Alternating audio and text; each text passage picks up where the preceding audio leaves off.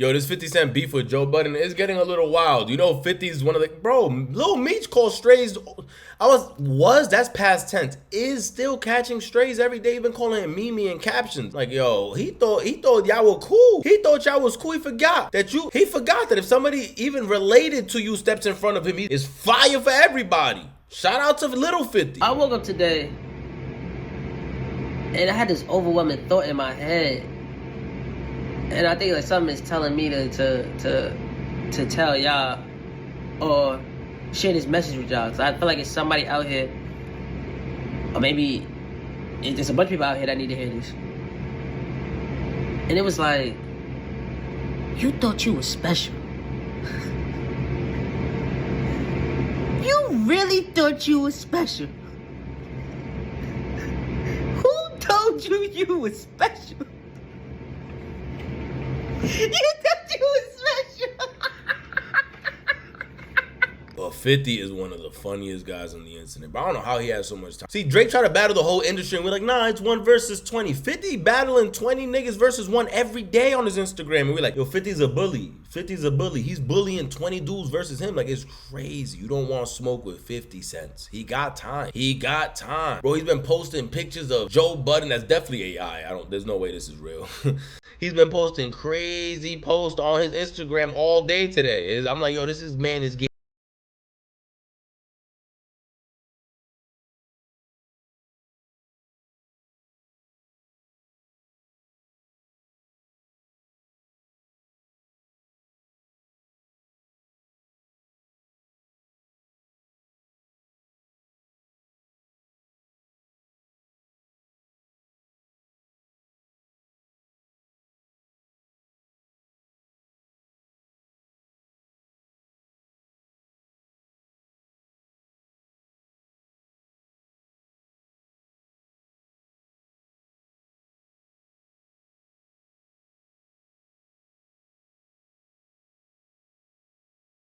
all because of a clip that I ain't even gonna hold you. I saw shorts of, so I don't want to give my own example until I watch the full, like at least the full seconds of them talking about what Joe said about 50 before I give my personal piece. But subscribe to the channel, guys. We're on that road to 10,000 subscribers. As soon as we hit 10,000 subs, we definitely doing a giveaway in this channel. But if you guys had to choose a celebrity to beef with, hypothetically, is 50 Cent a top 3 artists in mind? No, I like my personal piece. No, I'm good. 50 somebody that he gonna keep beefing with you for years. The beef never dies with him. Shout out to Irv Gotti. That's literally what got all this is over. Irv Gotti passing away, and 50 Cent posted that crazy picture, which I even told you that was wild. That was wild. Smoking the Irv Gotti pack, smoking the hookah right next to, the RIP little tombstone. Joe shared his thoughts about it with Queen's Flip and everything, and it looked like 50 did not like what Joe had to say. Let me know if this warrants everything that 50's doing to Joe Budden, right? Sub up to the channel, man. Let's see what Joe had to say. With that, 50 hold on, wait. Niggas tried to kill him. Who tried to kill him? Bream. Them tried to kill him. What does that have to do with I'm gonna tell you, Irv they shot him they shot him in front of his grandmother's house while his grandma was outside. Stop. Hold on, you asked me a question. But go ahead. Okay, cool. They tried to kill him.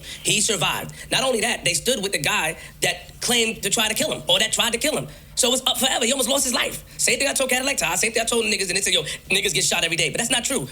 I survived. You guys tried to kill me, so it's always up and stuck. Do we like it? No, but some people have a reason to say what they say. It's up forever. I disagree with that. I'm not mad at Flip saying that. I'm not mad at Flip saying that. There's no. I'm not mad at Flip saying that either. I ain't gonna hold you. I'm not mad. I'm petty to the bone. I'm not mad at Flip. So you try to kill me? Nah, it's up forever. We'll go to your funeral and drop a flower and give you a wink when you in that casket. So I said let's watch the whole thing. I'm not mad at Flip. Record of Irv Gotti trying to kill 50 Cent. That's the part I was about to say. The internet just keeps saying that. Maybe 50 said it somewhere. I don't know. But there is no known record of Irv Gotti trying to kill 50 Cent. There's a record of... Not Irv. No. There's record of the incident in the studio where Irv himself, rest in peace, has spoken and said, yeah, he came in here, we stabbed him up a little. They've had more than just that one incident that Irv was not a part of. In the studio, we had the big room, the #1 room is in the Hit Factory, huge room. And Rule's like, he's here. He's here. Rule had crutches. He was on MTV. I think he did something on jet skis and messed his ankle up. So he had crutches. His ankle's messed up. And he's like, who's here? He's like, 50. He's here. He's in the building. He's like, and I want to get him. Let's get him now. This is Rule. The end of the day, we're sitting there. I'm trying to keep, Irv is doing the talking with Rule, and he's trying to keep a level head with Rule. Like, what are you worried about? Let's do what we do. Fuck that. And then it hit him like he asked Irv a question. The question was, you not riding with me? You riding with me? You ain't riding with me? Yeah. And that's when all I seen Irv do was unbuckle his watch. And I knew what that was, so that was it. And then we went looking for him in the studio. You found him? Yeah, wasn't easy, but we did find him. Now, the story was that black child stabbed him? Well, you know, that could be the story. I don't like to talk like that, Vlad. Okay. But you know, a lot of things happen when them lights went out. Okay. What? I got hit with a speaker. He 50 through the speaker. I got hit with a speaker. Was Benzino in the studio at the time? No, Benzino was at Sony studio, which is right down the block. Okay. Because I remember there was a story, I think Benzino actually told me he that... saved 50. Yeah, 50, Put him I in guess. the car. Put him in the car. He didn't know 50 at the time. He put him in his car service. That was... Back then, we always used to keep car services everywhere. You go to the studio, you got 3 cars sitting there waiting for you. Whatever. Yeah. And he threw him in because 50's like someone's trying to kill him and this and that. Okay. He was bleeding. And he said, take my car, go to the hospital. Okay. And he did. When did the order of protection come? It came right after we got out of jail. Okay, so that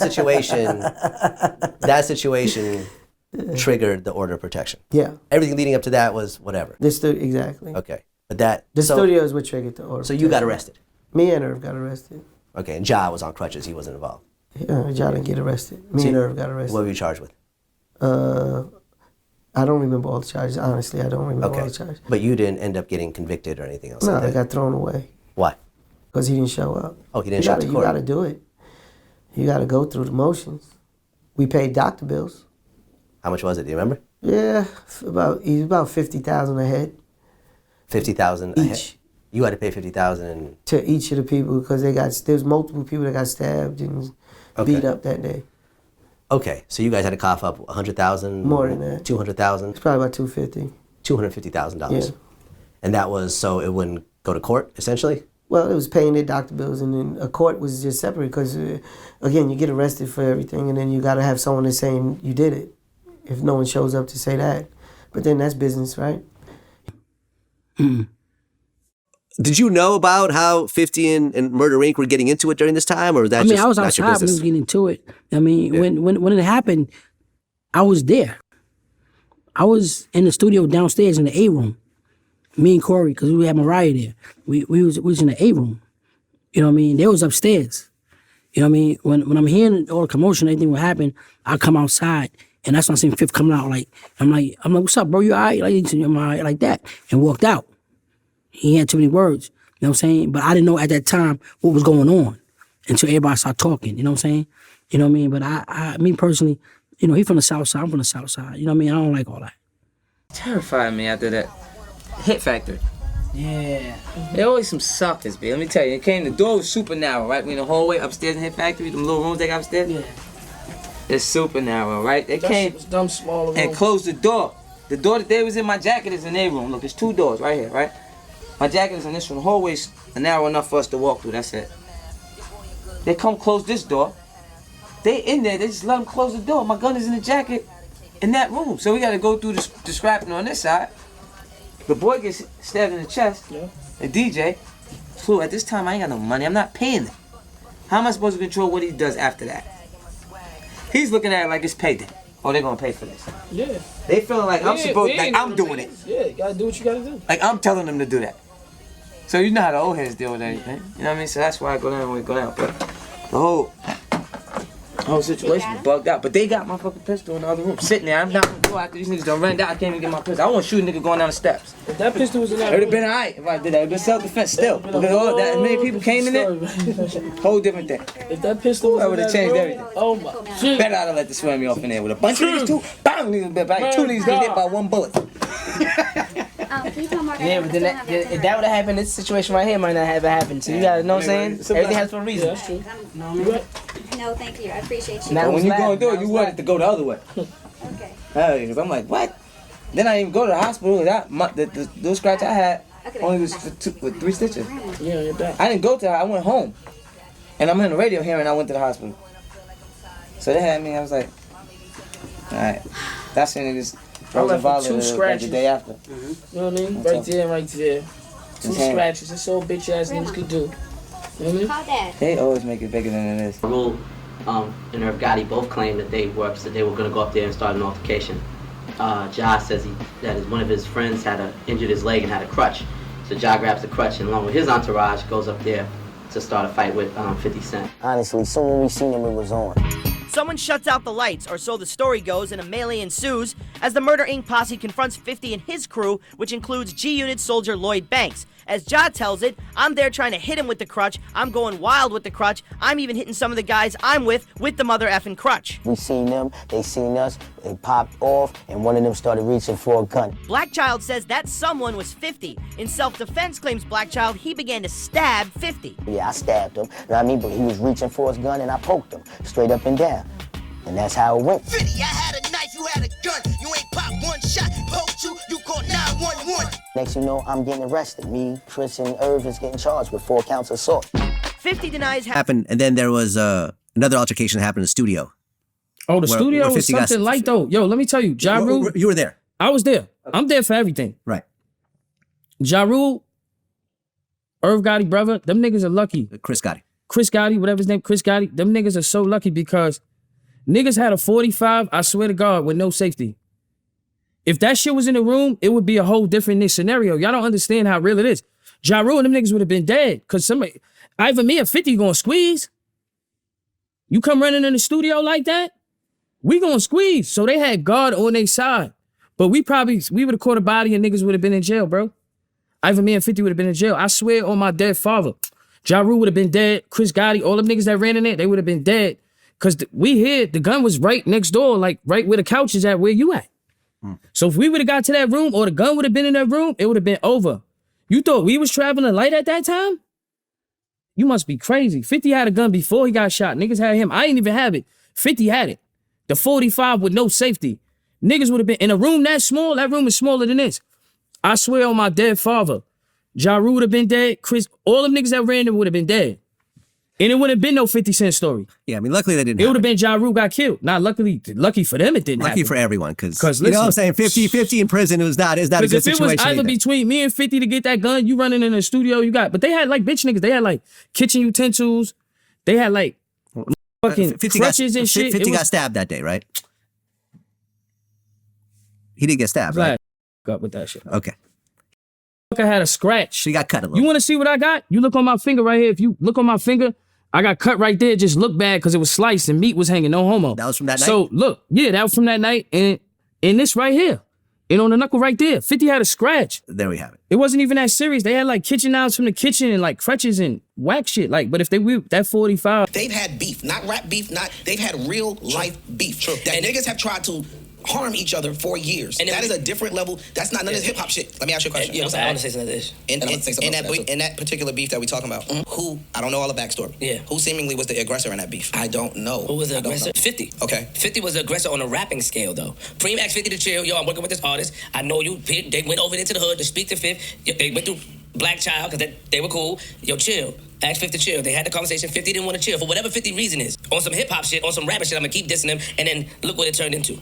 So now we saying that if I diss you on the, because we mixing it up. If I diss you on the record, mix it up because hip hop is the new meaning for I need therapy. True. My thing is Kanye West needs therapy. That's the part that got 50 there, the I need therapy part. That's the part right there that got 50 crazy. You ever called a crazy person crazy and they're like, I'm not crazy? You better take that back before I go crazy. 50 pulled one of them. 50 pulled one of them. That's the part that got him to turn up was the therapy. And what's crazy is they talk about the studio stabbing. For a lot of you guys that don't know about that, we've heard Irv talk about that, but not only Irv, we allegedly heard Blackchild say out of his own mouth. I'm gonna throw allegedly in there because I don't want to say snitch on the man. But he said that he stabbed 50 Cent in that studio room. Turned the lights off and they got crazy in there. Pause. That sounded, whoa, that sounded crazy. 50 Cent needs therapy. I don't care if you agree with the rationale. Yeah. And 50-50, he gonna stand in it. He gonna stand strong in it. Yes. But we know. I think it's hard. And I know you specifically are excluded, a couple of y'all, but the masses, right? Niggas feel this way. Niggas are saying 50 is wrong in this instance because a lot of people love Irv. That's not true. That is true. I'm going to tell. Let me finish. Okay. A lot of motherfuckers was running around here jokingly when all them Chicago niggas was killing each other and smoking on this person. It was a joke because you don't know them niggas like that. All right. Rest in peace. And you can bleep this if you need to. Fuck Tuka was a joke in hip hop from niggas who had no idea who he was. I hate when y'all do this. It's the truth, Joe. It's the truth. This happened. It's not the truth, Ice. Okay, let me hear it. You're talking about kids. You're talking about the worst possible sector of hip hop. And it's this big.